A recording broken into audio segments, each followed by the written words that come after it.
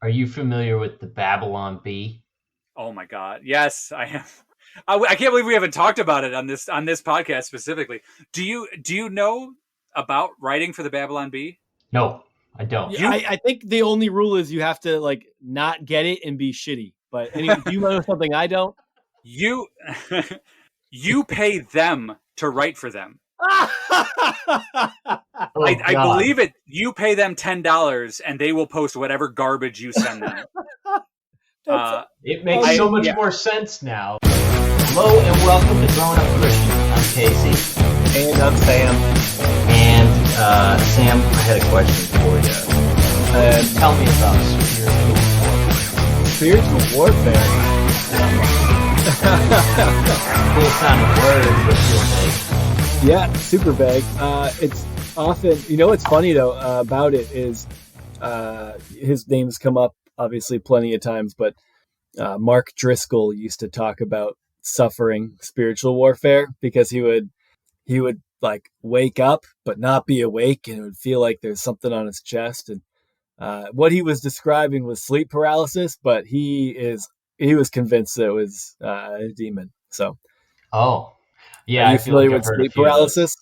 Yeah. I mean, I've never had it, but I know what the concept is. Okay. I don't want it. I would lose my mind. Yeah, it sounds terrifying. Like, in all honesty, it makes sense that people who believe in those types of things would think of it as such. Like, it sounds terrible. What's funny is my brother had an experience when he was a kid where he, like we were young. We were like, he had to have been 11 or maybe 12, but so you're so much in that world where I don't think he'd care if I told the story. I don't know. I'll apologize if it's a problem, but he was the kind of the first one in the family to like kind of leave faith.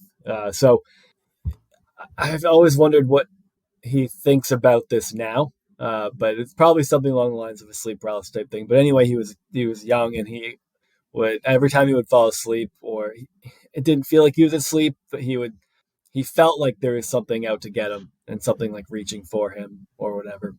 If I'm remembering that correctly. But I remember being really scared about it a little as a kid, being like, oh my God, my brother's being tormented by demons. And my parents had him talk to like the youth pastor or something like that at the church we were going to. Because he knew about that for sure. Yeah, sure. I'm sure he took a seminary class or two on what to do with demons trying to get you You're in sleep. a Bible guy, right?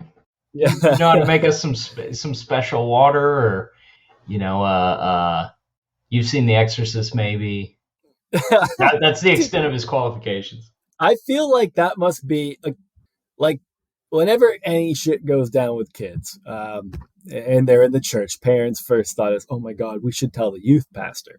And my youth pastor was like pretty fresh out of college when I was like 22, 23, just graduated with his youth degree. Like, you have no real life experience. And my youth pastor was a pretty regular dude. Like, there's no chance he didn't know that the stuff that people were coming to him, he was woefully underqualified to deal with when it comes to teens. It's like, these are your kids, dude. I don't know. Like, he didn't know much. All he knew for sure is that he didn't want to work for his dad's construction company.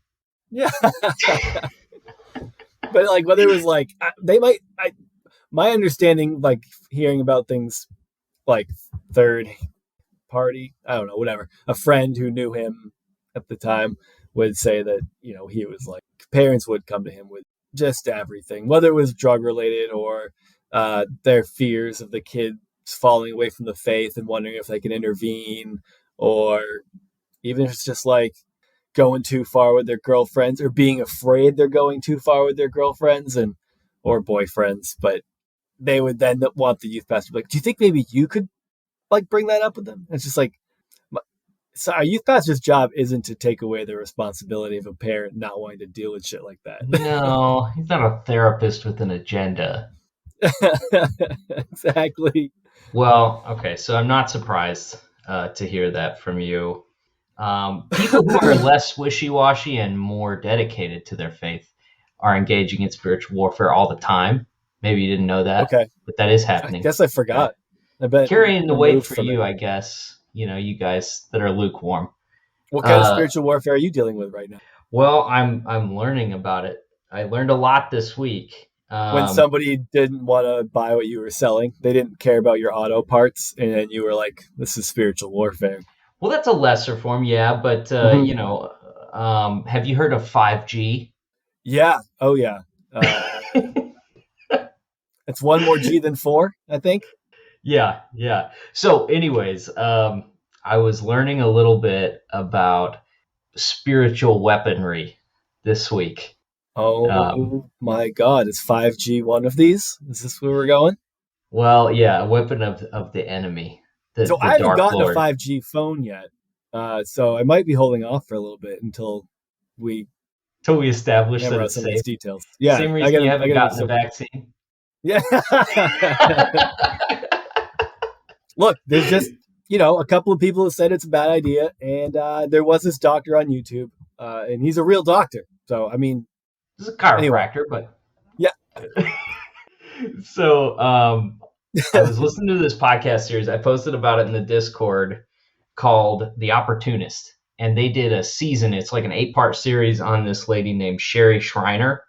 And if you've heard that name recently, it's because Vice has a documentary. I thought it was a one and done series, but I guess it's a series now.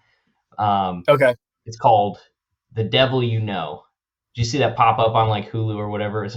The first season is about this Satanist dude in Winston-Salem, North Carolina that, I don't know, he just pooped in his house and did a lot of drugs and murdered a couple of people. Doesn't sound so bad. Nah, what's a couple? But the second season is about this lady, Sherry Shriner, who was she was kind of like an online / talk radio cult leader. And she was into everything. I mean, the big ones like the New World Order and the reptilians and stuff like that. She's big on aliens. Okay. Talked about vampires and demons and just all manner of, she's just really living like a Lovecraft style existence. Yeah, that's an amalgamation of different classic tales. It sounds. Yeah, which has got to be fun in a way. I mean, I guess that's the appeal of it, right? Is that you get to be a part of like you get to live in the Brothers Grimm, basically. And it's like Penny Dreadful. It's some real Penny Dreadful shit. Oh, I forgot. That was a great show. Jill and I only just started it. I think we got 1 or 2 episodes in, but then got derailed because of some other shit that came out, like Ted Lasso. We're just going to shout out the TV shows that are amazing. Why not just throw them out there real quick? Because everyone loves fucking Ted Lasso. That's the best. The most recent episode wasn't up to par with the rest. I don't know what was going on there. That was a little weird. The morning show just started back up, and that show is fucking great. I don't know about either of those. Steve Carell gets Me Too'd as a news anchor, and the rest is the fallout. It's really good. I'll watch anything with Steve Carell. Yeah, but Sherry Shriner is okay. So she didn't do advertising on her radio show. The way that she made a living, and I don't know that it was a good living. I think she kind of squeaked by, and that was fine. Like money wasn't necessarily the motivator. She sold books, of course. But then she also sold this stuff called orgone. Have you heard of this? No, I have never. No, I don't know. So orgone is a spiritual weapon. Yeah, I heard it. Orgone and orgone. So I don't know what it is. It's stupid. No, that's what it is. It's makeup. It's make believe. It's not real. So it doesn't matter how you pronounce a completely make believe thing. Yeah, and I probably should be careful because I'm not sure that this is just a super deep conspiracy theorist sort of thing. I feel like maybe there's like some hippie-ish spiritually people that make this kind of stuff too. But basically, she would make these orgone pucks. They look like a hockey puck, and they were to like repress dark energy and keep you safe from like attacks from the New World Order and from the demons and the reptilians and aliens. Okay. What kinds of attacks? Do you know what their weaponry was? Well, like if a bad thing happens to you during the day, you kind of have to wonder if maybe it was an alien, Okay. And what like about at night? Like, what if you have nocturnal emissions? Is that a demon or alien? oh, I'd argue. I think there's a lot more mainstream people that'd argue that was the demon. Yeah.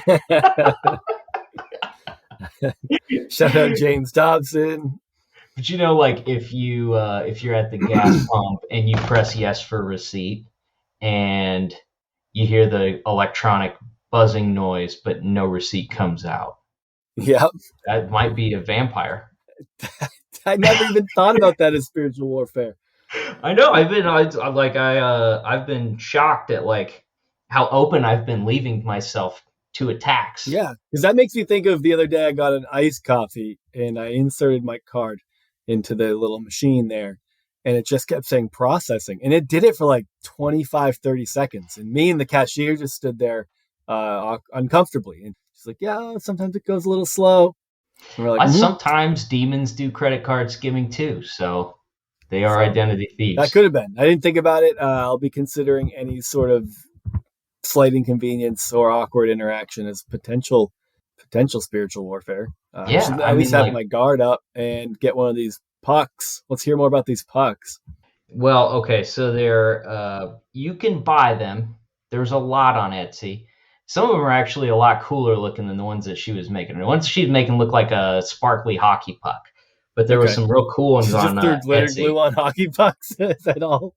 Maybe so. Sold them for $45. It's like a resin block, and it has a bunch of stuff in it. I'm going to read you a description from somebody selling. Okay, so this is an Etsy listing. It says 6-pack authentic Sherry Shriner style orgone, powerful, tactical, positive orgone generating dimensional weapons. Inside, a typical positive orgone device are crystals and metals with some form of resin holding it all together. The specialties of the Sherry Shriner line of orgone include a clockwise round copper coil with crystals inside it, aluminum and Bondo fiberglass resin. Positive orgone devices were similar to ORAC, as developed and invented by scientist something 30s, pioneer in his time in the field of orgonomy, the study of the biofield, this orgone energy, the term which he coined. So it's got a coil, it's got some crystals in there, Bondo, which makes me wonder, like, together. How did people protect themselves, like in the 1800s when you couldn't go down to Pep Boys and buy Bondo? I mean, that's, it sounds like we've upgraded from just a general crucifix around your neck to ward off the spirits. But that sounds like ancient technology. That's like the old way of doing things. That's like, a muzzle loaded muskets, shit like that. It works, but not as good as like a AK-47. So I think maybe these pucks are the AK-47s of Oregons or whatever. Yeah, the golden gun, the rocket launcher. Remember, your Halo, you got to run to the rocket launcher first before somebody gets it. But then that kid in your dorm that plays too much gets the sniper rifle, and he can just swing it and shoot, and everybody gets headshot. That's right.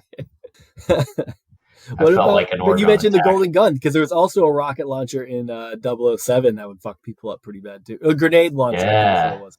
And golden gun was bathroom dope. Stall. Yes. I remember that classic move because everyone would pick. Was it Odd Job? Was he the short guy? Oh yeah, he was a pain because he'd shoot over his head.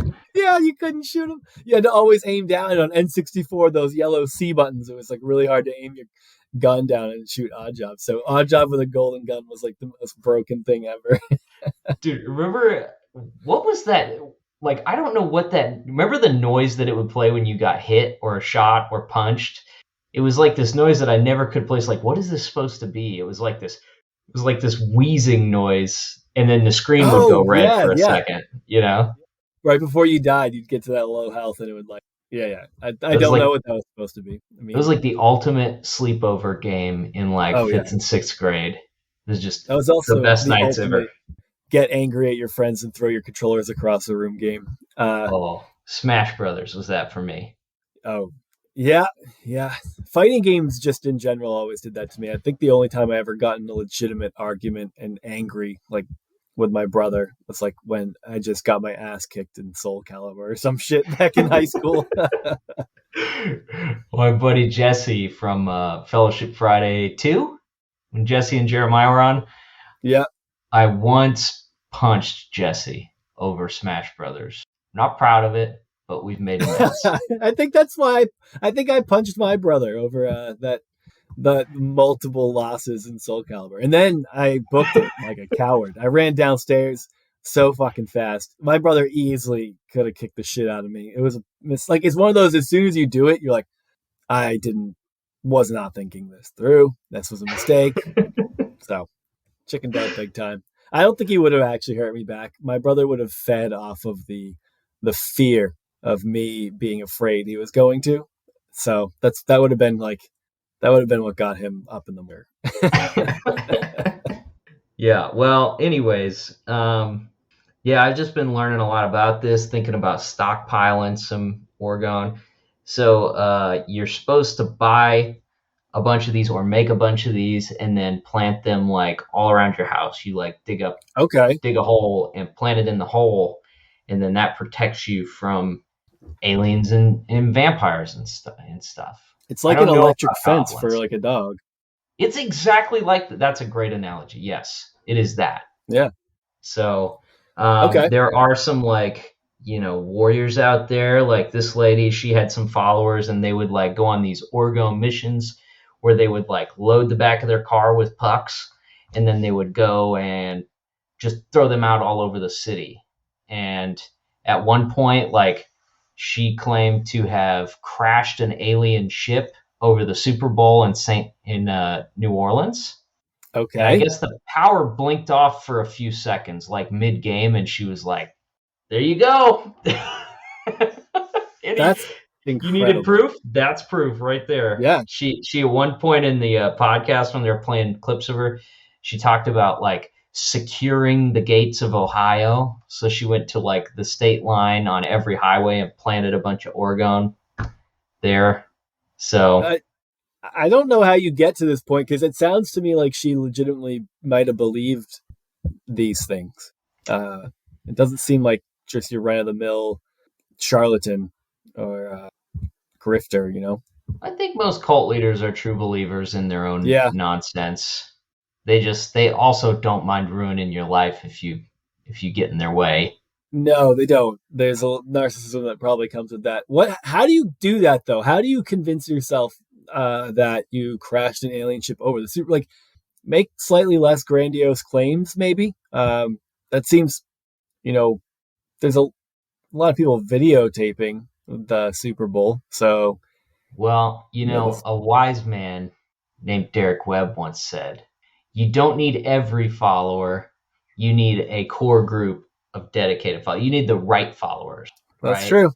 Sherry wasn't going for mass appeal. She wasn't trying to open a mega church or anything. You're right. She wanted like the best and the brightest.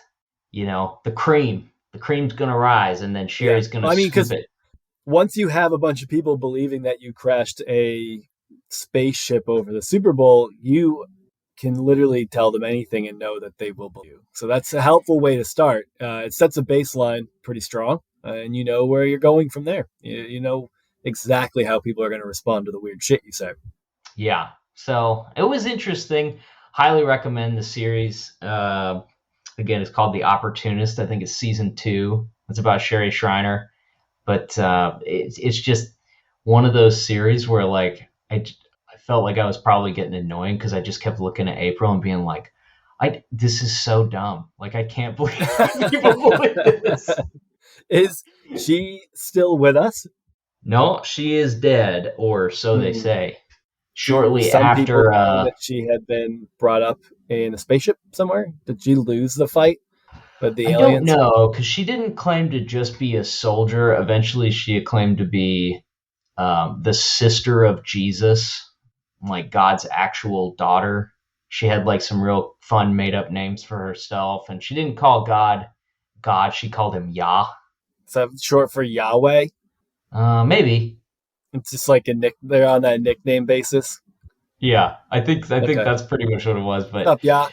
She Yeah, she had some real The wild big age gap beliefs about between her and things. Jesus, though, that's interesting. Took God Yeah, a while to have another kid.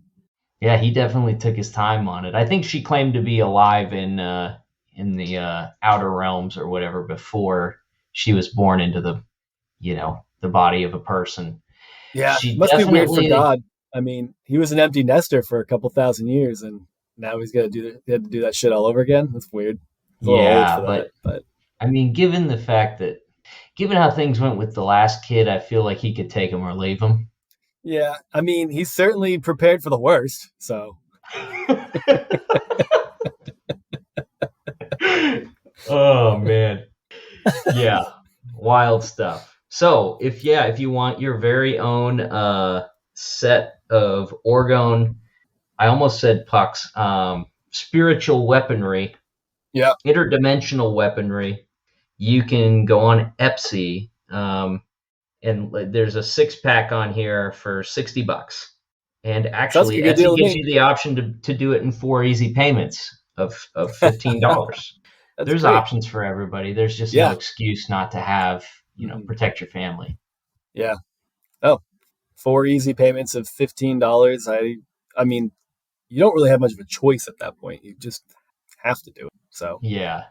And if you don't, I mean, just, put your head back in the sand, sheeple, and go back to sleep. Don't worry. The true warriors are gonna blast the demons out with their pucks. These really, like, I'm looking at the picture here, and they don't even look like they're the same size. Like, this person really did a bad job of making these. He just like put a different bunch of power resin levels, into maybe. a that could be like maybe this is the subcompact version, like this is the One's good concealed for 20 carry. meters. The other one's good for 30. You know, like one might be perfect if you're just going camping and you need like a 10-meter radius. But some are better for your house. I don't know. I didn't read about. I'm just speculating here. Yeah, yeah. No, I think concealed carry version probably be best for me. So yeah, so that's interesting. Check out that podcast if you get a chance. It's a lot of fun. So our guest this week is a guy that we had a lot of fun talking to. Dan Kozuh is best known as a writer for the Hard Times. And if you're not familiar with the Hard Times, think The Onion, but with a foot in the like punk metal music scene culture. They do articles and stuff about all sorts of different topics, but it kind of comes from that perspective and sort of the circles that Sam and I ran in when we were younger. Hilarious. Everybody loves the Hard Times. I'm sure probably a lot of you are already following them, but Dan's written for them for a number of years. He's also the host of a podcast called The Extra Mundane with Max Ward, and it's a really interesting concept. It's a guy interviewing like uh, classic monsters and stuff, like posing as Bigfoot and different things like that. So it's supposed to be a ton of fun, and he gets some improv comics on there. He's also written a couple of different books. Um, just an interesting guy that's done a lot of different things and grew up in evangelicalism, and just a lot of the same types of themes and experiences and stuff like that a lot of us have gone through. So I think you'll really enjoy Dan's story and hearing about some of the things that he's done over the course of his long and very varied career. And yeah, we just had a blast talking to him. So with that being said, enjoy our conversation with Dan Kozuh. Hey, everybody, we're back with our guest, Dan Kozuh. Dan, thanks so much for hanging out with us. Thanks for having me. Yeah.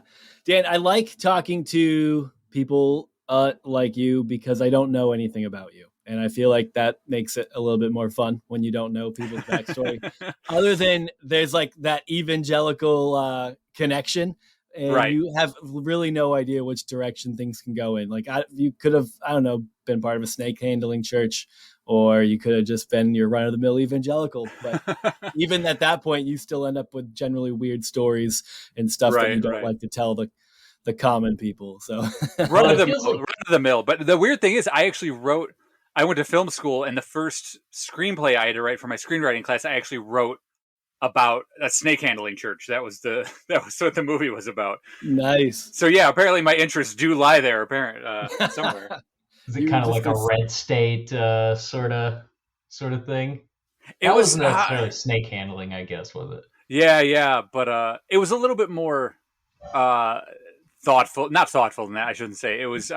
I tried to show empathy towards this community in a way, except for sort of a few of the character villains, but never got produced for some weird reason. Nobody wanted to give me money for that one. my introduction to snake handling on screen was I think it was There Will Be Blood. I believe that had some snake handling scenes. I think it that got did. pretty Yeah. weird. Oh, what a great movie. Yeah, who's the kid that was like the preacher in that? That was my introduction to him as an actor. That I don't know Dano? his Is that name. Paul Dano? Yeah, Paul. Yeah. That was my first time seeing him, and he was like that charismatic snake handling preacher. Anyway, Art, your milkshake. but so Dan, where did you grow up? What kind of what was your setting like? Yeah, sure. I grew up in the suburbs of Chicago, the west suburbs of Chicago. So I grew up in what I was so close to being just a boring Catholic. And my parents got divorced when I was like 6. And so my dad got excommunicated. And then after leaving the Catholic Church, that's when he was quote unquote saved by the evangelicals. Oh, yeah. And so my 2 older brothers pretty much escaped the evangelical situation. They were just just boring Catholics, and now they're nothing, whatever. But yeah, I got the full brunt of it, which my dad admits I absolutely did. So Wait, so your parents split up, and he went from being Catholic to evangelical. Is that what you're saying? yeah, absolutely. Okay. Yeah. How much older were your siblings where they got to dodge it? My oldest brother was. So I was 6 at the time, so he would have been 16. So he was almost out of the house. So Oh, wow. that was And then my middle brother's 5 years older than me, so he would have been like 11. So he went to youth group and stuff like that, but it wasn't the full indoctrination. I think he was kind of allowed to do his own thing. I don't know why I got it, but I did. He missed the flannel graph hell sermons from Sunday school. Yeah. So. Well, you know what it was? Thinking about it now, we started. I don't know if you know how much you know about Christianity in Chicago area, but there's a church called Willow Creek. It was sort of one of the first like really mega churches, and I think it's collapsed recently because of all the scandals that have happened there. Who was the pastor there? I can't remember the name. I'm googling it while you carry on. If you Google Willow Creek and scandal, and I think you'll find his name. I want to say it wasn't Heibel, was it? Was he? No, Heibel was in Chicago. Okay, maybe it was Heibel. Now that I'm thinking, I'm getting them kind of confused because I didn't go to Willow Creek for too long. My middle brother did, and I think that's how it's so big. It's not even, you don't even feel like you're at a church. It's like it's a weird kind of like gymnasium that you go to, and you always split off into other groups, especially if you're kids, and then you're just shuffled all around, and you're given numbers to find each other again. It was huge. It's massive. Yeah, it was founded by Bill Hybels. It was Heibel. Okay, I apologize. Yeah, no, you're good. But he had his fall from grace. I think it was related to the sexual nature, I believe. Huh. Okay. Has your dad ever talked much about getting the boot from the Catholic Church? Like, what was that process like? Was it awful, or was it just kind of like hey, no, you kind of broke the rules? I talked to my dad a lot. Like, we're pretty open about things, even though we're kind of on opposite ends of the spectrum everywhere, religion and politics and everything. But we're pretty open about it. But I never, because I was going to CCD, which is what you do before you're confirmed, and then I just stopped going. And my family did a really shitty job in keeping me in the dark because they're like, oh, he's too young to understand what the hell's going on. And so I put all this shit together in my 20s where I'm like, oh, wait, I just stopped going to Catholic church and started going to Willow Creek. And I didn't understand what denominations were. So it didn't matter. And so it was all just boring. Yeah. To the best of my knowledge, my dad was like, quote unquote, saved by a friend of his. So I think he sort of, after the divorce, also was like looking around. So I think he had, I don't know if they like kicked him out. Like the Catholic church we went to was huge as well, so I don't think they would ever be like, "You're not supposed to be in here." So yeah, I think forcibly pushing you out, but right. there is something about divorce with it. I mean, even in an evangelical church, whatever it is, getting divorced is like, once that paper is signed and you walk in the next week by yourself, it's not a comfortable situation, I can imagine. Yeah, and I think I'm sure they had friends in the church, and I don't think my wife, oh dear God, my mom, oh Jesus Christ, a Freudian slip. Oh, I don't think my mom really went to Catholic church with us all the time. Like, excuse me, and I know, I was in a really weird situation where my parents got divorced, but my mom only moved like a mile away. So, and like still kind of, they didn't hang out, but they were friendly with each other. I never saw my parents fight in front of one another. And like my mom was only supposed to see me every other weekend, but I was there like every night because my dad is a doctor and he worked constantly. So it was just like, it was just like, be where you want to be and ride your bike to your mom's house if you want. Like, it really wasn't there's no, they didn't use me to fight with one another, which was that's really, like one of the healthiest situations you can be in with it really and I'm trying to think how much I want to give away. But anyway, I don't remember my mom going to church with us, and after the divorce she definitely didn't go to church. So she she didn't have, and she passed away when I was 15. So but the brief time I knew her, she wasn't religious. Okay. I wonder how easy the sales pitch gets to be when you've got that much change going on in your life. Because I like to think of like somebody evangelizing as like a car salesman, and they're like, "Mr. Kozuh, what do I got to do to put you into a new denomination today? Let's make this deal." He actually did tell me this, and my dad said he wanted to go somewhere where people would leave him alone, because he would go to these smaller non-denominational Christian churches, and you would just like swarmed by like people who were welcoming you to the church and just, where are you from? What are you doing? Sign all these booklets. And he's like, I'm going through divorce. I just want to be left alone. And so that's why he actually chose Willow Creek, because it was so anonymous and he could just go and pray and whatever, and then leave, and nobody bothered him. And that makes sense, because it was big. I mean, it must have been big then too. I mean, I know that's been a mega church for a while. You can kind of like fly under the radar if you want to. And then I think a friend of my brother's, I want to say, I can't quite remember, but they're invited him to her youth group at a church. And like, we weren't near Willow Creek. It was like a 45-minute drive to get to Willow Creek. She invited him to her church, which was really close to our house, like 15-minute drive. And then that became our church. And I was in like end of junior high by that point. Okay. And that's when sort of the full-on indoctrination of Christian youth hit me full force. So when did you quote unquote get saved, and what was the situation? All right. Will my dad listen to this? Probably not. I've never been saved. Okay, I can't tell you how many altar calls I've been to, and I just I was actually thinking about this when we scheduled this. Like, I had to kind of dig through my memory because I have a terrible memory. But I was thinking about, I once saw a hypnotist like live, and he brought like 5 people on stage, and he hypnotized them, but one guy just didn't take, and the guy was just like sitting there looking around, and he didn't know if he should get off the stage, or he was kind of laughing when the other people were doing stupid things. That's how I felt at these like youth revivals. Like, people are crying and tearing at their skin, and like, I remember like burning CD collections and like doing altar calls. And I'm like, how am I not feeling the same? Like, what is going on that I'm not feeling the same as anybody else in this room right now? Like, thousands of kids in like auditoriums, and I'm like, I'm here for the Christian punk. Like, I don't understand what's going on. I don't feel overwhelmed with joy, but I do feel very guilty that I don't feel that way.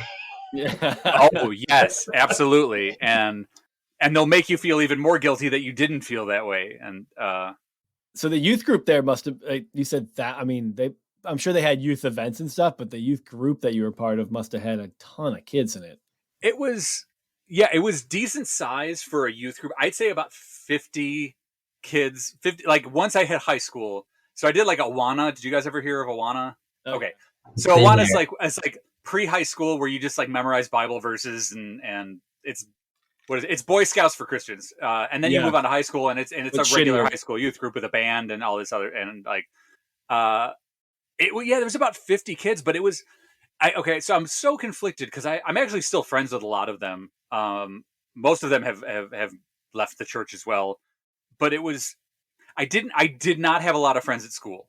I was painstakingly shy in school, and being in a smaller environment where the kids are kind of forced to be nice to you, I was allowed to kind of come out of my shell a little bit. And and there was a weird kind of like, there was like the real Christian kids, but then there was kind of the liberal Christian kids who kind of read the Bible the right way and was like, this is what Jesus is teaching you. And so like some of them were really strong feminists, and some of them were just, and especially when you get into a lot of Christian punk was really left. And I think that's why it was so popular in the 90s, was because these kids were being forced to go to youth group, and they're like, oh, these are my politics though over here.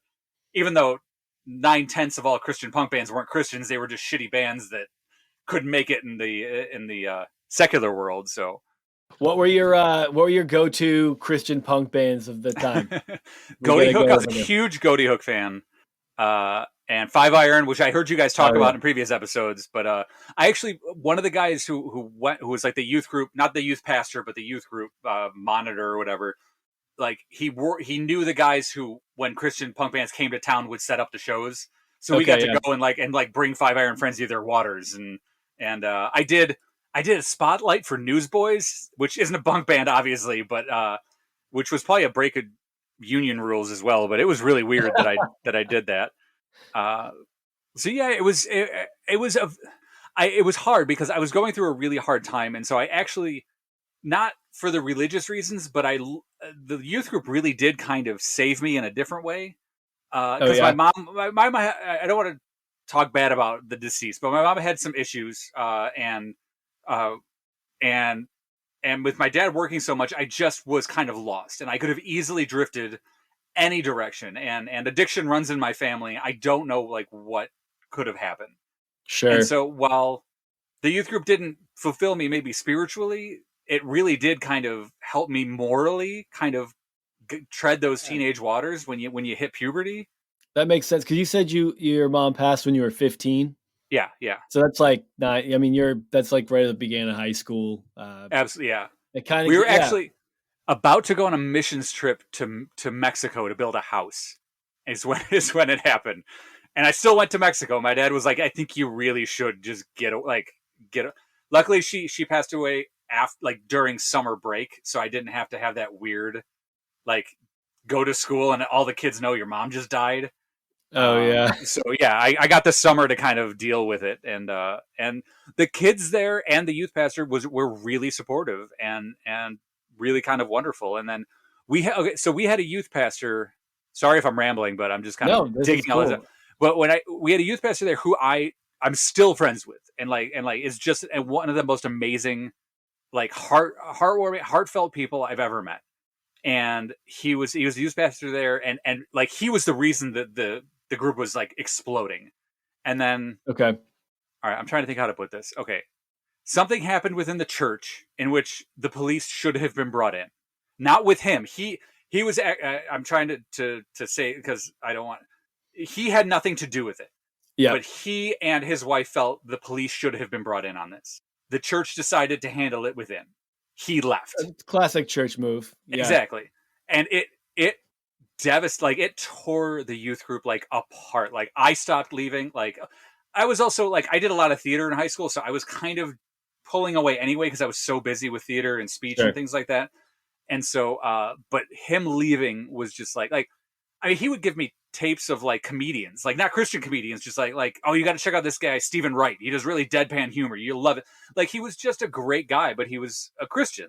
And I don't know, it was the right kind of Christian for me. And then they brought in this bro from California who bleach blonde hair, talk like this, man, the youth pastor that you would write a movie, a really badly written movie that has a youth pastor in it. That's who he was. Oh my God. That meta youth pastor. And how can I tell this? later on, after he was fired because he needed to be fired, and this was after I had gone to college, and he had to call many people in the church during his 12-step program to make amends. I'll just put it that way. That's what he had to do. Okie dokie. Okay. So while he was at the church, that the bad things, nothing of a sexual nature, I should say. He was very devoted to his wife and kids, but he had other issues. But he tore the church apart. Like, people just hated him, and he was a bad he was bad. But the weird part is, he brought in black community members in the white. Like, I mean, I didn't know black people lived in my community. Like, that's how white of a suburb I lived in, and that part I loved. And my dad would actually fought for it, because he would bring in we had like a coffee house. I know what a lot of churches have, but we would have like a coffee house on Friday nights, and he would bring in these kids to play basketball in the gym. And the gym would be just filled with like 50 black kids, and the church was just losing their mind over it. And of all the things I hated him for, that was like amazing that he like that's what his outreach was. And my dad actually was helped keep him there, like helped be like, no, we need black people at this church. And I said, my dad's a very complicated person, but he would take me to the south side of Chicago just to see black people, so I would not be uncomfortable around them. Like, we would go eat like at places where there were no other white people, because he didn't want me to be uncomfortable being the only white person. And like, so my dad is very progressive, unfortunately pretty anti-LGBT, which I'm working on to the best of my ability. But well, who isn't? There is that. It's funny seeing that complication and nuance within people, right? I've been talking this whole time. I actually don't know what kind of Christian podcast I'm on right now, so I probably should have vetted this beforehand. It's not. I guess you couldn't call it a Christian podcast. It's a podcast about Christianity in some ways, but right. It's funny with like when you look at.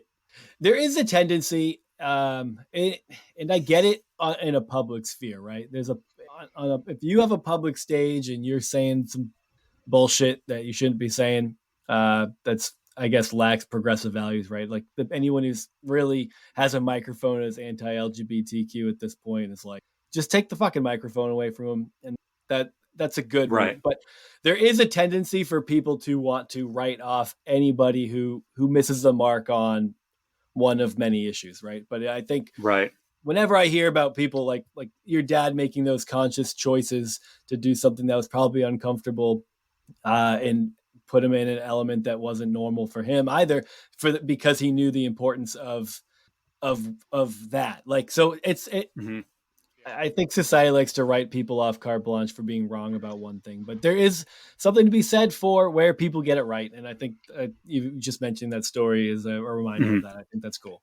And I think that goes for institutions too. Cause I mean, we spend a lot of our time skewering that youth group culture, that you're talking about and stuff, but like it was by no means all bad. And it certainly wasn't like traumatic or damaging for me, and I don't think for you, Sam. I mean, there's a lot of really good things about the groups that we were in and the people that led them and stuff like that. It's just you're as an I don't know, it's exactly what you're saying. It's more complicated than that. You can't just totally write off an entire institution or an entire group of people or one single person because one part of them is ugly. Right.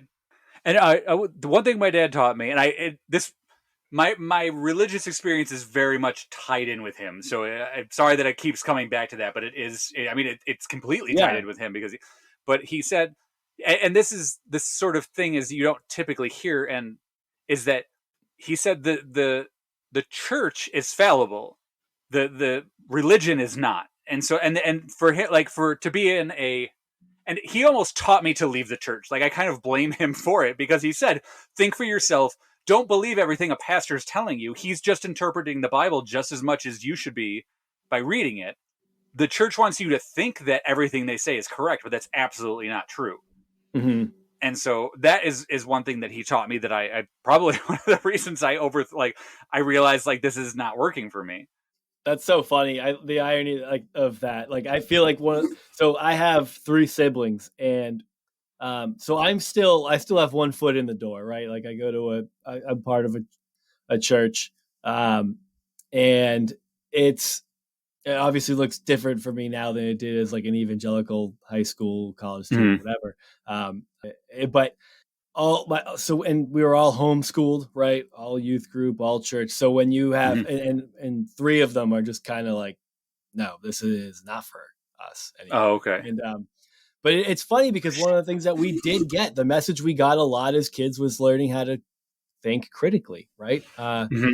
And then at the time, you think that is like I'd read books about why evolution wasn't true and stuff like that. So like to me, I'm Mm-hmm. thinking critically because I'm challenging that system and that frame of like mind. But like as you get older, it's like, and you keep that mindset of thinking critically, and as you mature and expand your mind, you're like, maybe thinking critically isn't just reading because you're thinking critically, you're like, maybe I shouldn't just keep reading things and only paying attention to things that are reinforcing the worldview that I came from. And then you start trying to give other things a fair shake, and before you know it, that lesson of teaching them to think critically, which the motivation behind that, honestly, for my family was to keep us involved in the Christian faith. Mm-hmm. It's what ultimately, like you took. It's why they're barely 1 for 4 on Christian kids. I'm barely there. I compared to my other. Well, my middle brother's kind of a vagabond. I don't quite know where his religion lies. We don't talk too much. My oldest brother is a complete atheist. I I have anxiety issues, and I actually do find going to church very comforting when I have anxiety attacks. Yeah, and I actually go to Methodist church, and I always I always make sure that they have like a rainbow flag on their website. Like I won't go to evangelical. That stresses me out.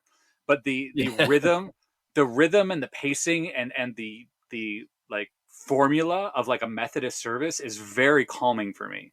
Yeah, I can And totally see that. so I don't know if I'm there for religious purposes or I'm like using them for their time. But so yeah, I do still actually go to church occasionally when I feel I need it. They don't care as long as you put some money in the basket when it's by. So Right, don't worry right. about that. Honestly, they don't care if they have people in the seats now. Like we went to my wife and I went to one that was like literally it's directly across the street from our house, and it's I love church architecture as well. Like it's very strange, but anyway, it's this beautiful church. It's not like a cathedral. It's like a weird kind of I don't know. I think it used to be Presbyterian, but anyway, it's a beautiful church. We went there and we were like, I mean, we were the youngest people. I mean, we're almost 40 and we were the youngest people there by like a decade. And we're like, and then they came up to us and these old women like gripped onto my wife's wrists and was just like grilling her. Like you can sense when a church is dying, and I can't. That I don't like. And they literally, it's a Korean church now. Like within about a year of that event, they had moved out and a Korean church had moved in. So Yeah, Dude, I that's will say for Methodists, like one, they have the coolest logo. They got the cross with like that red sash off of it. And they always have the cool buildings. Like if you see like a yeah, weird looking church, like there's one in the town, not far from here that's like these three like sloping steeples. And it's just a strange yeah, building, but it's really cool looking. Methodist church. Every time it's always a cool, like if it's a cool building, it's Methodist for yeah, some reason. yeah, absolutely. there's a lot of neat churches. So being from Massachusetts, I lived in Boston for a year, and I used to just go walk around the city a lot on my own. And um, there's so many cool old churches in Boston, and the architecture is Oh, I bet. incredible. And just like, I mean, you look at these massive stones that make up the entire. I have. It's like the idea that people were putting these things together before they had cranes and stuff. Man, the intricacy that goes into every aspect of it. Ironically, like you look at the money and the time and everything that was dumped into that seems pretty antithetical to the teachings of Jesus. But I don't know. It's still pretty nice to look at. Yeah. And so Have you either of you ever been to Savannah, Georgia? No, I heard so many Not a amazing long things time. about that Yeah, place. I always say it's like New Orleans, but with a surly Irish twist. Like Oh, yeah. it's very drunk, but kind of a mean drunk. But they have a lot of. It's a very Catholic city, and so they have a lot of really neat church architecture there. Yeah. Yeah, man, that's one place that I've heard so many times from so many people. It's like I knew a couple who moved there a number of years back, and it was just from them especially. I heard so many nice things about. Speaking of the New Orleans, where do you guys sit on New Orleans? Yay or nay? I've never been, Neither have but I. I'm still yay because it just like but I need to go there and actually experience it. Dude, I love New Orleans is great. And when people like critique it, they're always like, "Oh, it's dirty." And it's like, yeah, but it's like a quaint sort of dirty. Like it's part A of the clean charm. city creeps me out. Like as the cities get cleaner and gentrified, it's a lot creepier than a dirty city makes sense. Yeah, get out of here. Go back to Sweden with your clean streets and whatnot. New I want to York's step pretty over dirty. puddles of barf and trip over rats. Dan, you went to films. You said you went to film school. So Yeah. it sounds like you started kind of like doing theater, pulling out like of the youth group a little bit, not really having like the Well, connection that you had with it before. What? The weird thing is, I didn't mean to interrupt you. I'm sorry. No, good. You're good. Was that in our high school, the theater department was dominated by Christian teens. It was a really weird moment where Interesting. I didn't get a lot of good parts. Like I wasn't a good actor. I got like the lower stuff but I enjoyed doing it.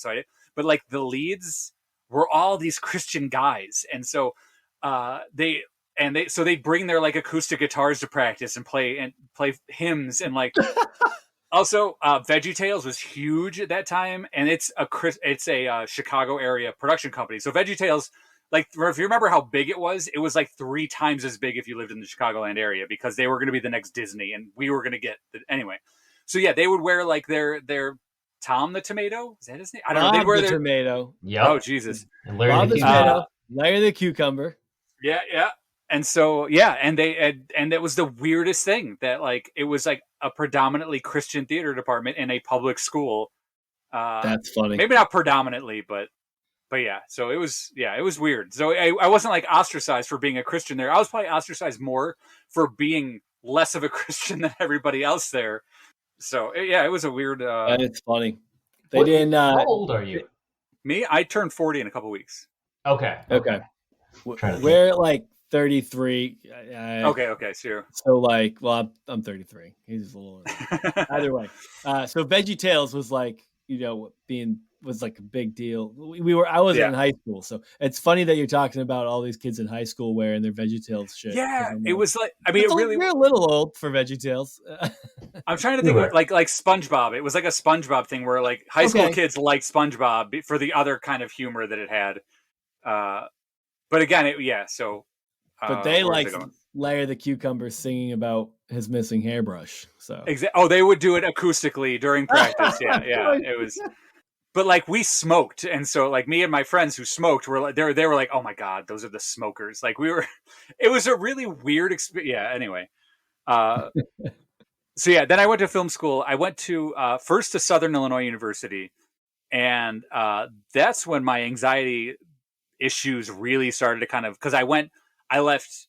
It took me a really long time, and like right towards the end of high school, I had like 2 really great friends that I trusted with my life, and I a kind of a circle of friends that I really loved.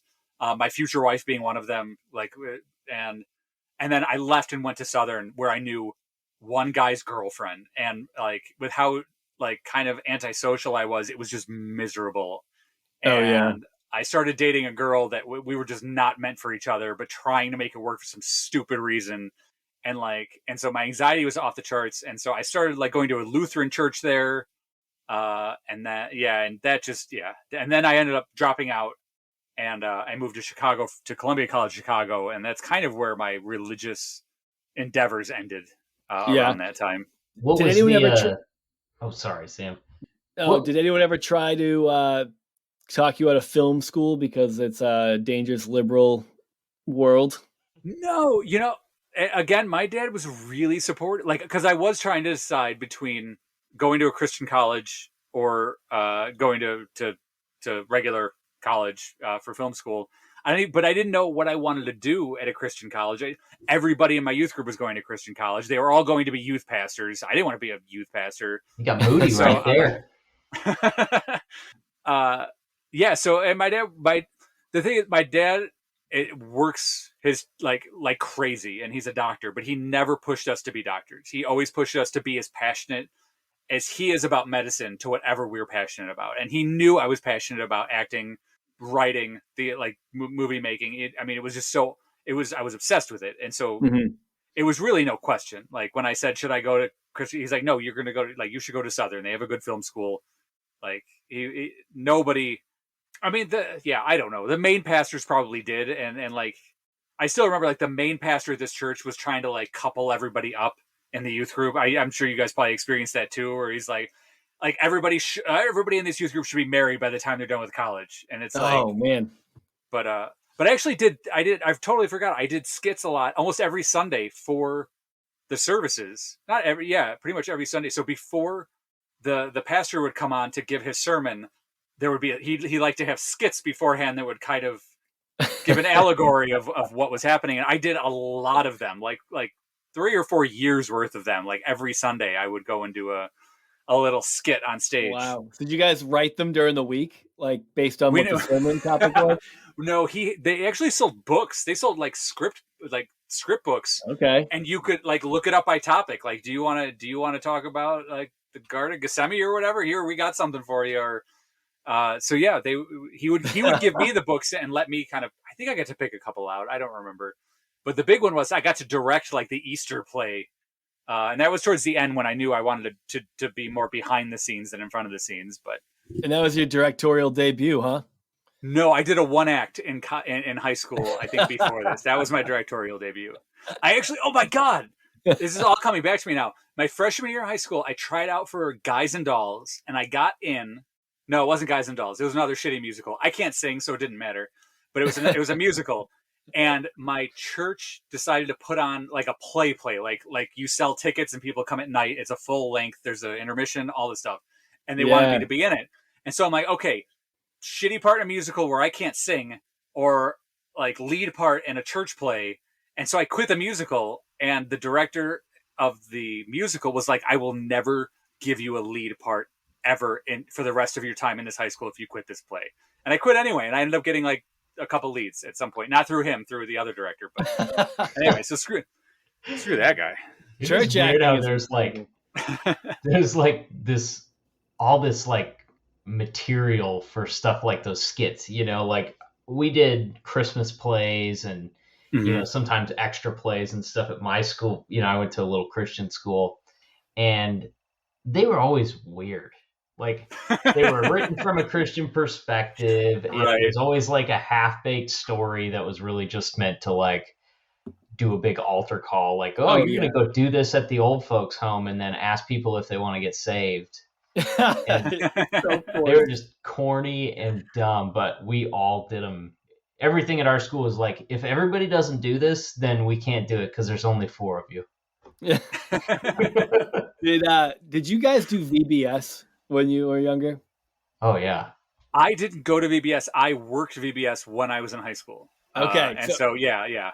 That's what I did too. I did go to it when I was younger, but when I was in high school, I ended up, they always had the skits they would do every morning. And I got sucked into those a couple of years. Yep. I want to say sucked in. I think I want to say sucked in. I probably just signed up for it to do something.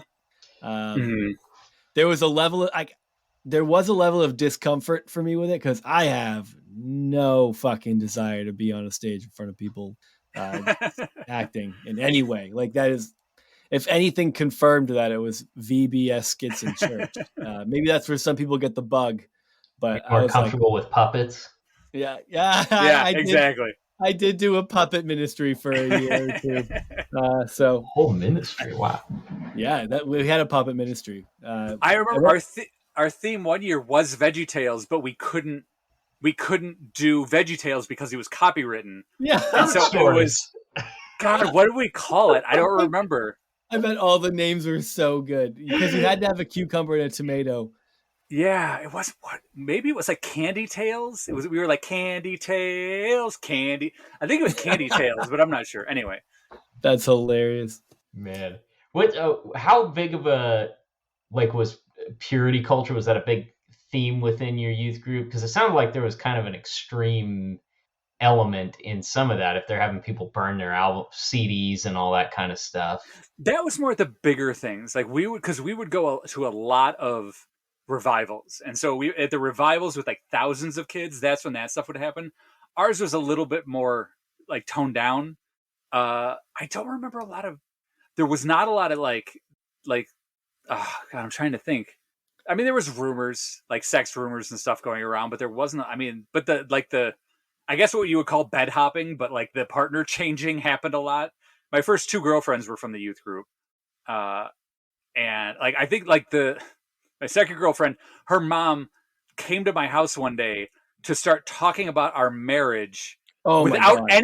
any other adults or my girlfriend there at the time. Like it was weird, and that's about when we broke up. And that was like the last religious girl that I ever dated. But yeah, there was like a lot of like partner swapping going on. But That's So it wasn't The like a whole- real those- heavy-handed purity message, though. I don't like nobody wore purity rings that I remember. I went on a blind date with a very religious girl once from a different school, and it was a miserable date. Like we both had a terrible time. And then I got like it was like the high school thing. Like she told me to tell you to tell this. Her friend told a friend of mine to come tell me that she was willing to turn her ring around for me. I'm like, what the hell does that mean? And it apparently means like you wear a purity ring. Wait, is that and a clottering? upside down, and then if you're in a relationship, you turn it right side up to let men know you're dating somebody, but you're still pure. And so That it was is really weird. yeah, That I've never sounds heard of like that since. That's like a hybrid of purity ring and like like I think it's Irish. Yeah, like the clottering, which I've never has like heard of the that. heart. Like there's a clottering. It's like a heart. I think it's got maybe hands around or something like that. But like facing one way means you're single or whatever. Facing the other way means you're in a relationship. But it sounds like they're blending that with like purity culture to be like, look, I'm in a relationship, but just so we're clear, I am a virgin because that increases your dollar value when your father wants to sell you off. Of course, so. Yeah, But like, you oh, get a actually, second go. well, a friend of mine who was a friend of mine while in the youth group, who I hadn't seen for a really long time, he lost his virginity at a youth rally. Of like, we all went to not South Dakota. Where did we go? St. Paul, Minnesota, for a huge rally.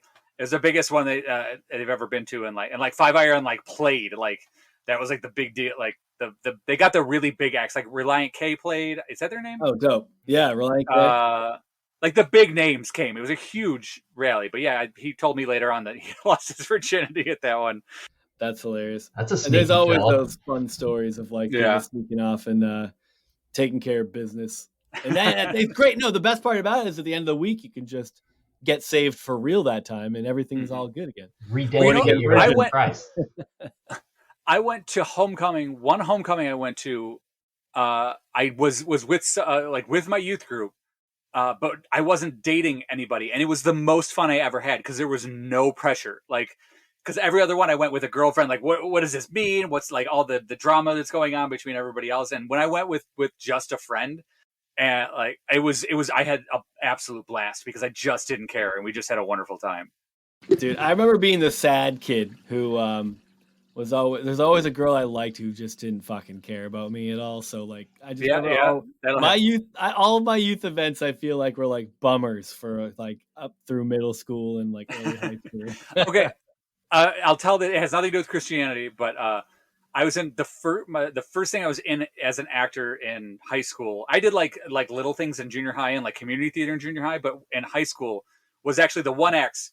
Like the seniors get to direct one acts for the lower classmen. Like later on, that's like their special thing, and so they get to do that. And then, but I was cast in one, and I was in love with the girl that was like I played like a director or something, and she was my assistant or something. And like the biggest thing, it was like asking her for a hug before our first performance was like, can I get a hug? Like, and she gave me a hug. She's my wife now. Like, that's how like she was my first huge crush. And then we went like, we didn't date in high school. We went to senior prom together, but mostly as friends. And then like a lot of college, she was in Georgia and I was in Chicago. And then she came to Chicago for college. And that's when we started dating. But that like happens, like that long streak went by that, That's awesome. yeah. So you went to your first year of school, big culture shock, really uncomfortable, lots of anxiety, bad relationship. Like, Right. at what point did you decide like I gotta make a change? I'm not coming back here. I'm trying. Okay. So, oh, well, okay. The I literally had a pain that I kept going to the hospital for in my left side. Like I was crippled over in pain, and they couldn't figure out what it was. And now I didn't get treated for my anxiety until like a decade ago. Like I really suffered for a long time, being like, no, this is what artists are like. I'm just suffering. I'm supposed to suffer. I'm an artist. And then, but like my best friend came to Southern for a semester, and I'm like, finally, I'll have a friend here. It'll be, and like my classes were just doing terribly. I hated the film program there. They were the kind of people who are like, you will never actually make a film. You will be a PA for the rest of your life. Like it was just like bitter people who worked on a movie once and then now are in Southern Illinois and are miserable. Like, Oh and so I yeah. was, and my relationship with her, with the girl, fell apart, which it should have. And so yeah, I went home and I was just like, I can't. I don't even remember how it happened. I was just like, I can't go back. Like my dad and I had a huge blow up fight on Christmas Day about it, and I went back with my best friend and picked up my stuff and left, and like I kind of abandoned him there because he didn't really want to be there either. He ended up coming back the semester after that. But yeah, I was just miserable. I was just absolutely miserable. I think I needed to be in a city, and as soon as I got to Chicago, he came. My best friend from there came back, and then like I said, I had like two really good friends. Like we were like inseparable. We all got an apartment together, and we're going to like, and I went to college film school there. And then that all kind of collapsed again about 2 years later, and as friendships do sometimes. So Yeah, that happens. It's funny. We've talked a few times about like the amount of times like you are like, these are the people that I'm going to be friends with for the rest of my life. And then especially college, right? You're like, it's such a transient time. If someone gets a job yeah, offer or they move somewhere, and there's you're so many so friendships that I thought were going to last forever that yeah, we didn't. were so involved in each other's lives and so like reliant, codependent on one another that is what it just imploded. Like it wasn't like Sure. we were Okay. good friends. It was just too close, and they were a little bit more well, a lot actually. I stopped smoking weed. Oh God, my panic attack is another story. My panic attack started at Southern when I was smoking weed, and I'm like, oh, that's weird. I must have some weird strain of weed because I'm having panic attacks from this. But it turned out to just be my exacerbating my anxiety. But so I stopped smoking weed, and they kind of push drugs further. And when you're living with people who do drugs, you're like waking up to weird people in your house. It's just like it's not great. And so I'm like, I got to move out. And kind of when I said I had to move out, it was. But I made amends with one of them recently, so I actually feel kind of good about that. But. So you Yeah. did film school. What I mean, I know like I'm interested in a little bit of what you're doing now, but I guess even before we get to that, because it's obviously that's a lot of years between film school and now. Did you get into that industry at all? Did you get into? I independently I did.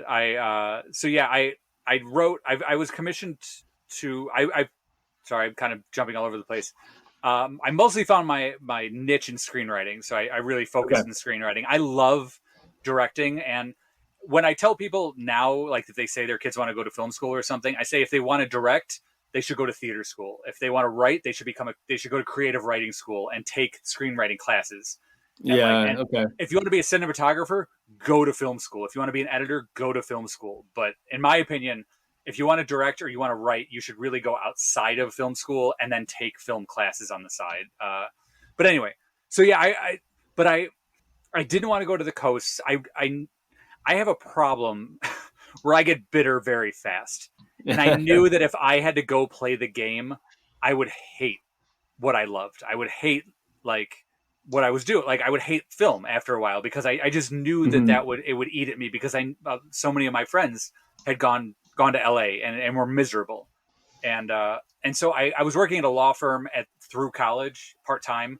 And when I graduated, I'm like, I don't really want to play the game. And I'm like, so I became a paralegal and I started writing independently. I was commissioned for a few like short and not short, but a few independent films and just kind of kept writing my own stuff. And so now I guess kind of skip forward, but I mostly write for the website, The Hard Times, which is a satirical kind of punk rock website, which and their sister site, The Hard Drive. So we're I love big the time Hard fans. Times. Yeah. Oh, great. Yeah. I don't know how many times I've sent links back and forth with friends and stuff like that. Just some of the best headlines ever, That's my favorite is just when people send it, or like if I see one like that I wrote that two people who don't know that don't know I wrote it, like send it to one another, it makes me so happy. But yeah, it's perfect for me because it was very low stress. You pitch when you want to pitch. If it gets accepted, you write it, but you can stop pitching for a year if you want to. And that's perfect for my personality. Cause sometimes I'm just like, I need to step away for a little while. And so, yeah. And then I wrote a humorous fantasy novel that got published, and recently a short story of mine got published in a magazine called Infinite Worlds magazine. That's a sci-fi. It's like a new kind of sci-fi magazine that it's kind of heavy metal themed as well. They're really great magazine. Interesting. That's interesting. You so when did you first start writing for Hard Times? When did Hard Times even start? I feel like it's been around for a while. Because it's far. I'm trying to think of. It genuinely exploded. Like it really was overnight. Matt and Bill are the two guys who started it, and they started it, and literally within like 2 weeks or something, they had like hundreds of thousands of people following, like something like that. So I thought I got in like years after they started it, but it was only really a few months after they had. A friend of mine had sent me one of the links, and I work at my day job, and I was like annoyed at that day at my day job as you can be, and I saw the article the guy sent me. I'm like, screw it, I'm gonna apply. And what you had to do was send them 10 headlines, and if they liked any of them, they would put you into a Facebook group, and the Facebook group. And it's actually really democratic. The Facebook group decides what articles go forward. Like, so if you pitch something, like Reddit kind of for Facebook. It's well, we actually moved to Slack now, but it's very much like Reddit. So you would pitch a headline, and the other writers got to decide. And like, if you know anything about writers, they tend to like try and stab one another in the back. And this community was like, no, we want this to succeed. We're going to support you because you will support me. And a lot of people didn't work out that way, but yeah, it was just perfect, and it's been a wonder. I still write for them. I backed off a little bit because I'm trying to work on my next book, so I kind of backed off a little bit pitching for them, but I still have a few coming out. I feel like part of the reason why everybody loves the Hard Times so much is it seems like it's just really tuned into the era that we come from, that 2006. Going to a Christian metalcore show, and it's sort of aged along with it. Like one of my favorite headlines from there is like, aging couple hopes band doesn't play encore. It's like, oh my God, did they write this about us? Because definitely felt that a number of times. Like I hope this is it. Yeah. It's 10 p.m. I only have the babysitter till 11. Well. It's absolutely more. They care more about whether or not you know the culture than if you're a good writer. They'll work with you on being a writer, and they don't ask for a resume. Do they even ask for your name? I don't even know. Well, at least when you submit the 10 headlines, one of the editors will take their favorite one. If they like a couple of them, they'll put it to the group and say, "Do you like these? Should we add this guy or girl to the group?" And so it is really the group deciding. And we don't we've had people come in who have never, we've had 16-year-olds who've never written anything in their life. And then we've had 50-year-olds, and we've had guys who are in famous bands. Whose names I can't remember right now, but it doesn't matter. If it's funny, they'll do it. There's no politicking involved. That's really cool. Is that still their model? Where if anyone who's listening who knows Hard Times, loves that culture, if they wanted to If is that something really anyone could just throw like? I think you now have to write an article. I think it's a little. I think you have to go to like outvoice.com and you submit. I think it's 5 headlines and then 5 like blog style headlines and maybe an article. I'm not Sure. part of that staff, but I think that's what it is now. But it's still pretty similar. Yeah. And then if they like what you're doing, you get added to a group, and then if they publish an article, they get paid for the articles they publish. And as long as you can deal with failing a lot, you can do really well. Like I might not have it anymore. I used to have the most articles in the site than anybody else. I think because I backed off, I think somebody else took over. But even I pitched so much that I went by baseball rules. So if a batter's doing 3 out of 10, if he can hit 3 out of 10 times, he's doing really well. That's kind of how I looked at it. If 3 out of 10 of my articles maybe not even get published, but are just like the writers think that they're doing good, I feel like I'm on the right track. That is such a genius model and I guess that's just a general. It's Conan O'Brien's model. I should point out I totally stole it from Conan O'Brien. It's funny because that almost mirrors more of like it's more like comedy than it is like publishing and writing and stuff like that for like a magazine or something. Because I mean, the same thing goes in like the comedy world. Like somebody can know the structure of jokes and things like that, but if you don't have the concepts down, and you're not pegging the culture in a way that people relate to and stuff, then it doesn't matter. I mean, you can be great at writing the copy, but it's got to be something that strikes a chord with the people that are watching. So you prioritize that over everything else. I mean, I don't know. It makes so much sense. And there was such a vacuum, I think, that was needed for the Hard Times to fill in that space that like that culture just wasn't being represented by The Onion and stuff like that. And so that's why it got so big so fast, is because people were desperate for that kind of humor, especially aging punks that were like self-deprecating humor is kind of where you are in your 30s.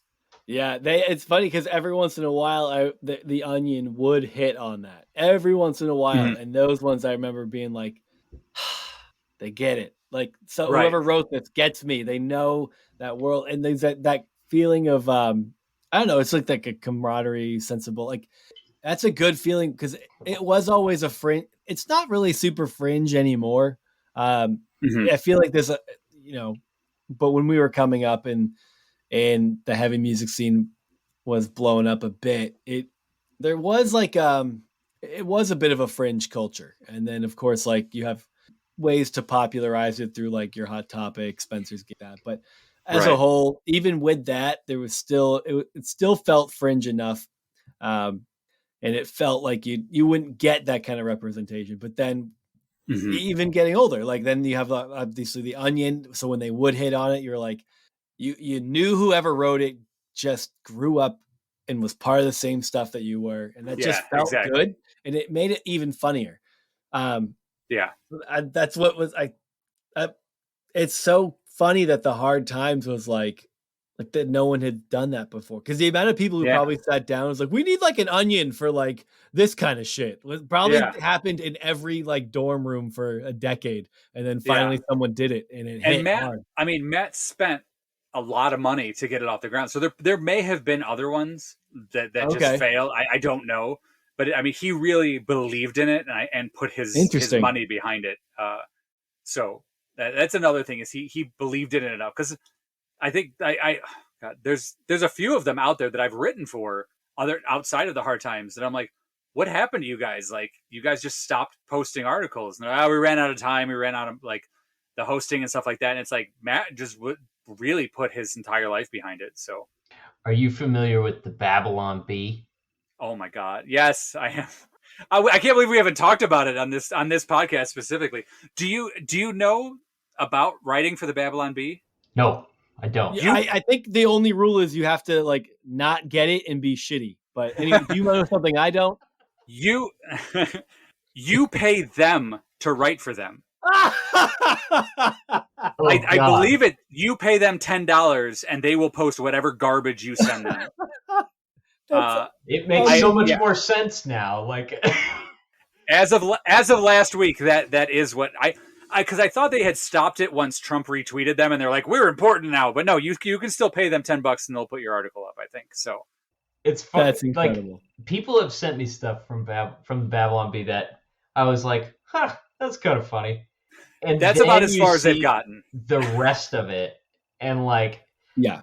it's become so obvious the slant Yeah. that they have, like I saw one not too long ago that somebody posted and it was like, God, I can't remember. It was something about mainstream media wants to make every day January 6th so they can talk about it all the time.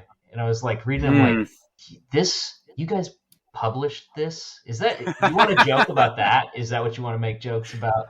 Like, Oh Yeah. man, and that's terrible. the hard times we're left leaning, and they clearly hate cops. But Yeah. They've had some. they will They will have some good ones. publish back-to-back articles that completely contradict one another, as long as it's funny. Yeah. I mean, I know, like, I know we've made fun of how much Metallica sues people, but then we've also made jokes about how everybody says Metallica sues it, like how stupid it is to say Metallica sues everybody. Like it's an old joke now. Like, and so they as long as it's funny, they'll go with it. I remember when Babylon Beast first hit, that slant was less apparent. Okay, I could be wrong. And anyone out there that wants to tell me I'm wrong, great. I'll just believe you're right, because I might have not been far enough out of that world for me to have recognized the slant. But I think I was. But I feel like when they first came out, it was like, because that was a conversation that friends and I had, and we had thrown headlines back and forth with each other, like, what about like an Onion, but for this people who grew up in this Christian shit, which is probably I got the same vibe. Like these are liberal Christians. I thought at first. Yeah, and then it swung, and it was like, really did. We had actually start, like, me and some friends, we start writing some articles like, let's do this for us. This is fun, making each other laugh. And then around that time, Babylon Bee comes out, and you're like, oh, that's cool. Like maybe they're gonna do something great. And I was like actually really excited for it. And then you share a few articles, like that's pretty funny. It was more particular to Christian culture, and then it was just like, okay, this is like Fox News culture now. This is pretty dumb. Yeah. It's I don't know. It's weird how there's like this line with comedy where everybody eventually seems to start feeling like self-important enough to start just like injecting their viewpoints into things, and like everybody does that anyways, but like it always seems to reach a point where like your viewpoint seems to be more important than making people laugh. Yeah. And now like we're starting to get sick of your content and stuff. I mean, I feel like Saturday Night Live has kind of done that to some extent, and it just gets to the point where you're like, okay, we get it. Can this be a break? Can we just like can we enjoy this thing without all of that? It's like going to the the youth group stream or plays Lord of the Rings, and then afterwards we have to have an hour discussion on like the spiritual themes. Like, I just want to like the movie. Can you just leave it alone? Yeah. Yeah. I have a question for you, Dan. How often would you write, like, if you write something, you're like, this content is good, this is absolutely going to get published, it's hilarious, and then it doesn't, versus like, you have an idea and you're like, this might be funny, a bit of a throwaway for you, and you write the whole thing out. And then... so many. Yeah. So many. Like there are a few where I'm like, I'm ashamed like to make this pun, or like this is such an obvious joke, but I know it's gonna kill, and but I do it anyway. And then there are a lot of them like, I am shocked that the other people in the group are not clicking with this as much as I am. So yeah, it happens quite often actually. And there have been a few times, not many, like one or two, where I will like, it won't get a lot of likes and I'll fight for it. And I think I've only won once. I think there was only one time where I'm like, no, trust me, this will be good. And because for a while I was actually in charge of the metal content.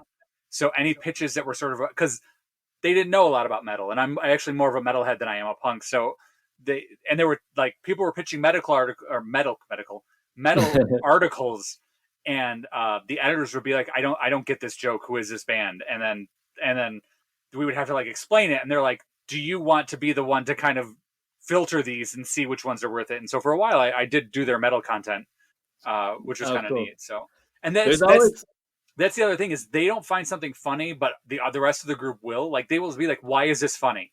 And even if they still don't really believe in it, they might still go forward with it because so many people are like, no, trust me, this will do really well. So like when your parents were like that's it. When your parents kind of like, were like, why are you spending all this time memorizing the Korn discography? Like you got to prove them wrong eventually, right? Eventually, yeah, that's right. All the times that they were like, I can't believe these Cannibal Corpse albums are in my house. This shit's disgusting. Well, now can make a living one thing. I never got in trouble for anything I listened to or anything I watched from my dad.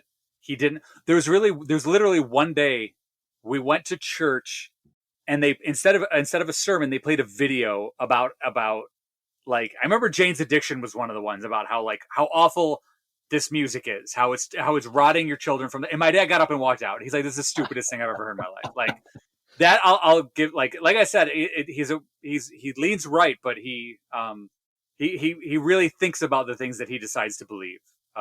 So I'll give him that. I like your old man. He seems cool. Yeah. He's very monkish. Me and my brothers joke that that when he dies, he will be in a room on a cot with a Bible on his chest and a giant smile on his face. Like he doesn't care about material things. He doesn't he just exists. And we didn't live in like a huge house or anything like that. But like my dad, cause my people are like, oh, your dad's a doctor. He must be rich and goes golfing all the time. I'm like, no, he gives all his money away and reads Kierkegaard. Like it's a really weird situation, like that situation, but it's not the typical sort of thing that you would think about. That's cool, man. He seems like a neat guy. He seems like there's a lot as you keep talking about him, it makes more sense that like you actually have conversations with him despite disagreements.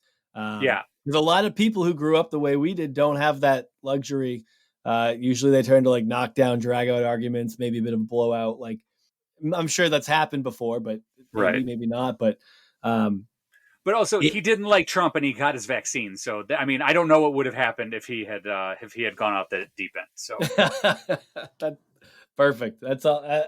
Even better, man. It's nice to hear that those people are still holding strong. Those right leaders that could still go. Look, I mean, he's a doctor, right? If he wasn't, well, there's some of those vaccine. I think he's had nursing staff that have been adamant about not getting the vaccine. So a little bit. I had a physical. Not that anyone gives a fuck, but congratulations. Yeah, how you doing? Good. It was nice. Nice. And but I remember thinking when I walked in there, I'm like, the first question I should ask is whether or not this person got the vaccine. Like I just met with a nurse because I'm like, look, if you didn't, fine. I mean, not fine, but fine.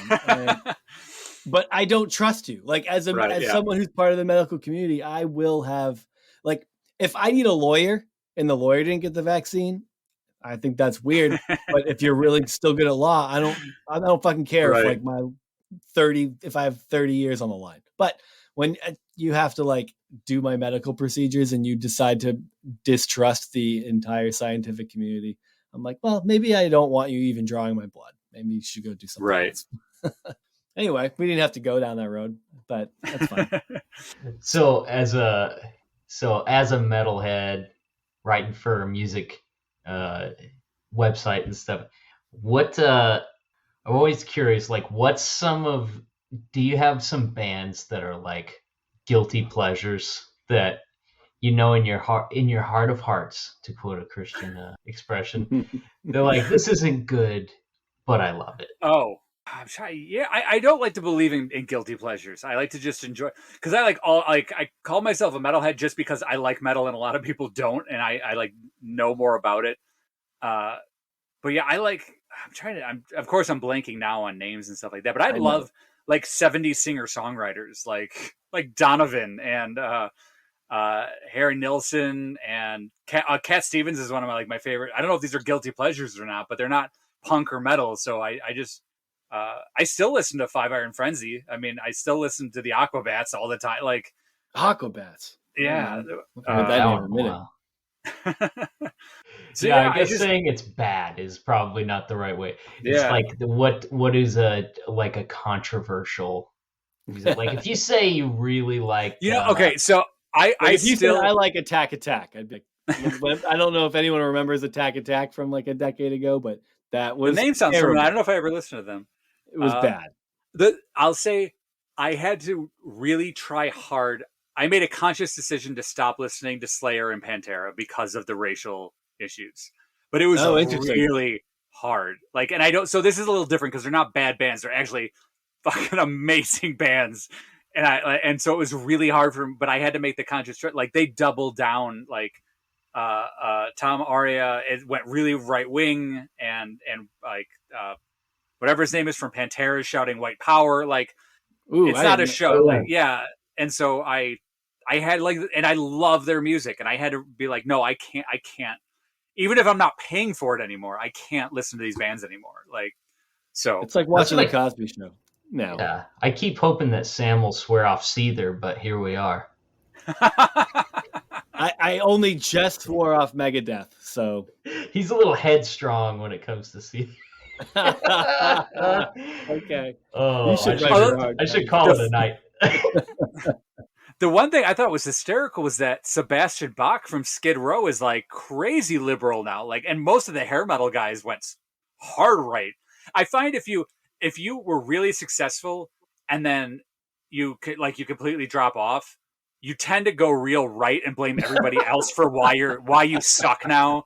It's not the fact that your time is over and you need to move on and grow up. It's the Mexicans for some reason are the reason you make shitty music now. But like Sebastian Bach from Skid Row is really left now. Actually, a guy from DC Talk is really liberal now. Like you don't say. Yeah. Kevin Max. Yeah. Did you guys already know this? Is this? We're trying to get him on. Oh, okay. Yeah. He just followed a friend of mine on Twitter. Like, literally, he sent me the like Kevin Max followed you screenshot. He's like, I have no one else to send this to that will understand how important this is to me. Yeah. Fanning his face and screaming. Yeah. There's a maybe this is where I actually found your podcast, but there's a Facebook group about Christian music, like Christian music from the 90s specifically that Kevin Max is like a member of and will post in. Oh, interesting. Something to do with the Striper, the son of Little Striper. post-Striper, like DC Talk, Reliant K, Five Iron, that kind of thing. But it's more for your crowd of kind of people who are either left the church or are leftists within the church. A nostalgia group for that. I wish I could remember the name of it, but if you look up 90s Christian music Facebook group, I'm sure you'll find it. Yeah, it is funny. That's like the entire, like the hair metal guy thing you were talking about. That's like the entire character arc for the main character from Cobra Kai. I haven't watched it. I got to watch that. It's so good. I know, but there's just too much right now. Too much to watch right now. I saw him the other day. He was at Planet Comic-Con. I waved, but a lot of people. He was at. I went to one in Savannah of all places to sell my book, and he was there, and it was dead. Like they had scheduled the worst weekend. Like there were, like the Pride Parade was that weekend. There was a graduation that weekend, so nobody came to this con. And like him, and like the Green Ranger was there, and Ernie Hudson, and everybody was just kind of. No, he was the way. Wait, who was? Maybe it was the Blue Ranger. The Green Ranger is at all of them. He's like on. No, it was the Blue Ranger. It was because he was breakdancing like on the floor because it was there's nobody there, and so everybody was just kind of wandering around, and it was a very surreal con. But did you guys have on somebody from Tooth and Nail the other day? In one of your episodes, or talk about Tooth and Nail Records? I don't remember. Yeah, Scott. Okay. Scott that was just on. That's an actor and screenwriter. That's and right. Stuff. He was on in the Dingies. Yeah, because they I went to one of the youth revivals we went to. It was the weirdest thing. we all like you had to go to like panels, and so you would go to different types of like breakaway groups or whatever. I went into one that was about music, and they had us all line up by a microphone, and we would walk up to the microphone and say what secular bands we liked, and then and it dawned on me when I was having this memory. The person at the table would tell you what Christian band you should be listening to instead. I love it. And I just totally realized it was from Tooth and Nail, and they were recommending Tooth and Nail bands. It was the greatest like scheme I've like. It was brilliant for you to be like, no, go buy this album that we produced. Like it was absolutely brilliant. Now that I think about it, 30 years later, ministry, bro. I remember being told about I remember when someone when I was in middle school told me about a website you could go to find, you would look up the band you liked, and then they'd give you a Christian band. So it's like, oh, you like Eminem? How about KJ5 too? And you're like, oh, perfect. Now I can listen to this guilt-free. There were, because I went up, I loved Primus. I was obsessed with Primus when I was a teenager. And so I said, I like Primus. And there were two bands that he said, and I still listen. I go back and listen to their albums like occasionally. One was called Don't Know. And they have a song about Taco Bell. And when I go get Taco Bell, I'll still be like, you used to be able to get Taco Bell for a taco was 69 cents. I don't know. It was 69.79.99. And that was their song. It was 69.79.99. 69.7. And I still sing it when I go to Taco Bell. And another band was called Blenderhead. And they are still... I still go back to the album like, this is a great album. I have no idea if it's Christian or not. Probably not. But it's on Spotify, and it's called Blenderhead, and it's a great like industrial punk album. It's crazy. That's so funny. Cradle of Filth, what you got? Yeah. Got any Behemoth? One kid did ICP, and I think they told him to listen to POD. I remember that one specifically. That's never going to be a wrong recommendation. POD opened for 5 Iron Frenzy, and the guy I was like with at this 5 Iron Frenzy show is like, this band is going to be huge. And for Christian rock, he's probably right. I will say he is right. Like POD got about as big as you can for a Christian band. Yeah, and they're if you played a WrestleMania, you made it okay. Dang, that's crazy. Someone says ICP, they're like, shit, what's another band with just 3 letters in their name? POD. Well, we were on the Resident Evil 3 soundtrack, okay? Pinnacle of success. I mean, Boom made it on MTV. Well, even now, ping pong battle. Dude, I saw the POD Cribs episode, and it was hysterical because they went from like a mansion to POD, who all the guys lived in the same house in like South Central LA or something like that, and they were like grilling chicken in their tiny little house. It was the most real episode of Cribs that you could ever watch. It is like their vibe for sure. Yeah, it's funny to like listen to. Do you know the Punk Rock MBA on YouTube? No, it's a great channel. Know. It's like it's music related stuff. Guy that hosts it's really great, but he always talks about like when he's comparing and contrasting bands and success and things like that. He'll always like show like the difference in like monthly listeners on Spotify and things. And it's crazy when you start looking at some of those numbers. It's crazy what some of those bands are still getting. Like, I'm sure Evanescence has put out a lot of songs over the years, but they got like 2 that anyone knows. And they have so many monthly listeners. It's nuts. Like they wrote their entire life check off of Bring Me to Life and like Tourniquet or something. That's so funny. Dave, are you like, so you're a full-time writer? I mean, so you've written books? Okay. I have a day job. I actually work for CNN. I work in CNN's legal department. So that's a whole other part of my life. But yeah. So you did the whole paralegal thing and you stuck with the legal aspect of it too. I would not, if it wasn't for where I am right now, I probably still wouldn't be in the legal field. I got as lucky as I could, because I hate, like, I actually did litigation, was a litigation paralegal for a while, which is where like court stuff and the stress of it is, especially for somebody with anxiety, is just like, I literally had a nervous breakdown and had to quit the job because it was so, all I could think about is like one small move and I ruined somebody's life. And yeah, that's so much stress. And so I left, and then I actually worked for a while in adoption law, which was probably the most rewarding like job I ever had. And then I got laid off from there when their office kind of reorganized, and then I went to CNN, and it's actually kind of neat. I'm just an executive assistant in the legal department, but it's really actually pretty fulfilling for a day job.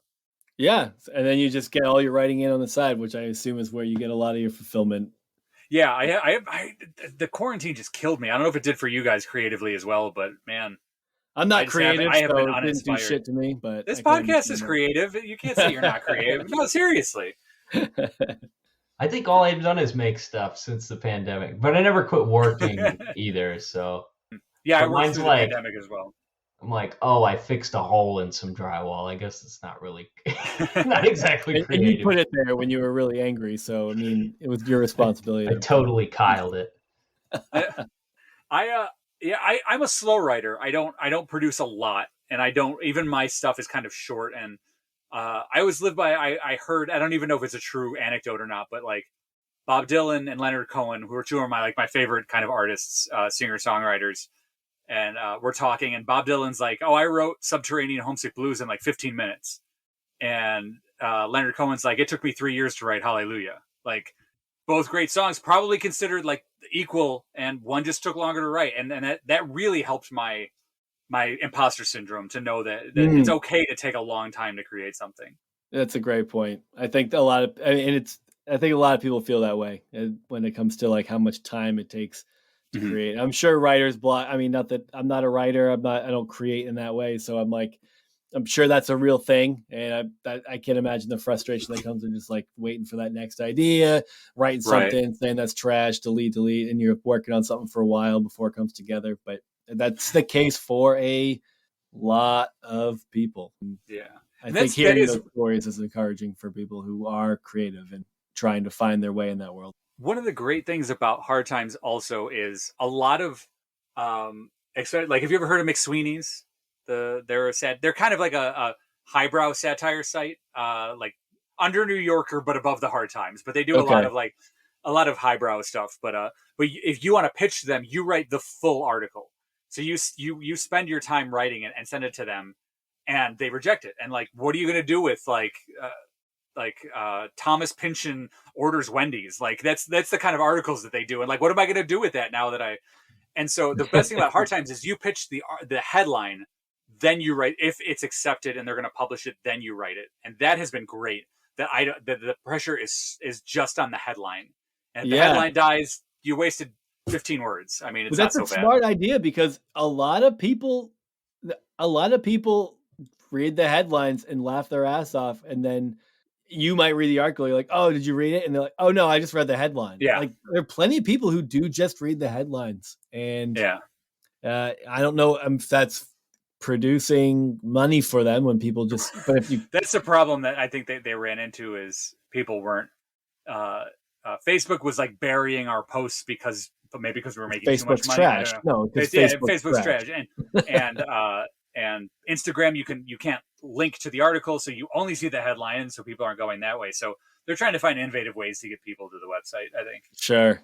Yeah. Social media stuff is so tough, because like my wife's a social media personality and stuff. Oh, really? Yeah, and it's like, it could be the greatest tool ever for small businesses and creators and things like that.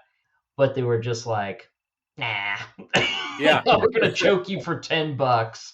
Yeah. Make it impossible for you to use this possibly great tool, Buy a $10 ad that we're going to show to people in Bangladesh who have no interest in your product, and then it's awful. Absolutely. But guaranteed you'll see your dad's QAnon post. Don't worry about it.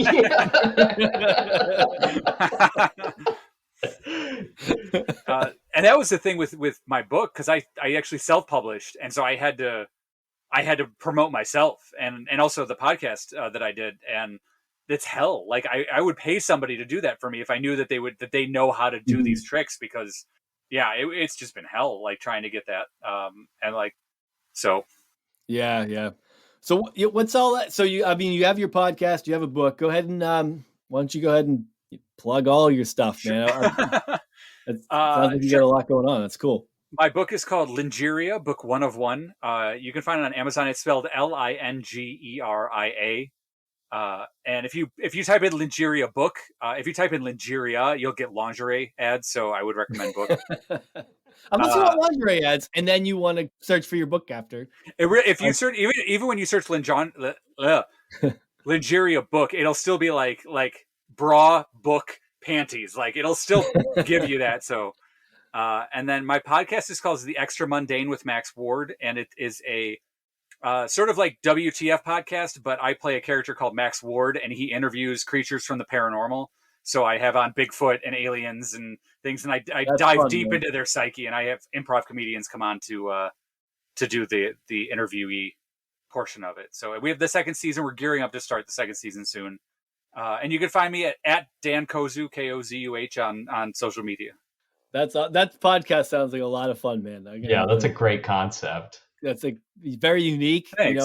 Like there's a lot, podcasting is one of those things that like there's a million of the same kinds of, I mean, there's a million of what we're doing. That's fine too. But that is an idea that is fresh, man. I don't think there's dozens of those ones. You guys can see I'm surrounded by DVDs. Like I wanted to do a movie podcast, but there's so many movie podcasts that I just couldn't think of one. And then I came up with this idea, and I'm not a performer. I actually haven't acted since like improv in college, but I'm like, I liked the idea so much that I'm like, I have to be the main character. Like I couldn't just be the producer on that one. So I'm getting my improv chops kind of dusted off, but there's a great, I should plug them. There's a great improv community in Atlanta called Dad's Garage.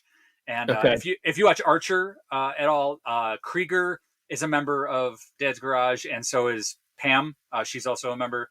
And so they do amazing improv, and they have been so nice in giving like their members coming to be on my podcast and really just supporting me as the straight man and just being goofy, wild, wonderful people. That's awesome. Well, man, it's been great to meet you, Dan. Thanks a lot for likewise coming on. Yeah, this was a lot of fun. Especially getting to talk to someone who writes for the headlines that we've been reading for what? I mean, years. 7-8 years. Yeah, I mean.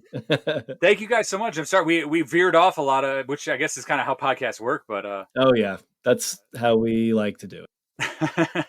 You establish the baseline, you take it wherever it goes. Yeah. All right. Well, if you want to check out Dan's stuff, there we'll include links to his website and his book in the episode description. As always, thanks for listening, and we will catch you next time.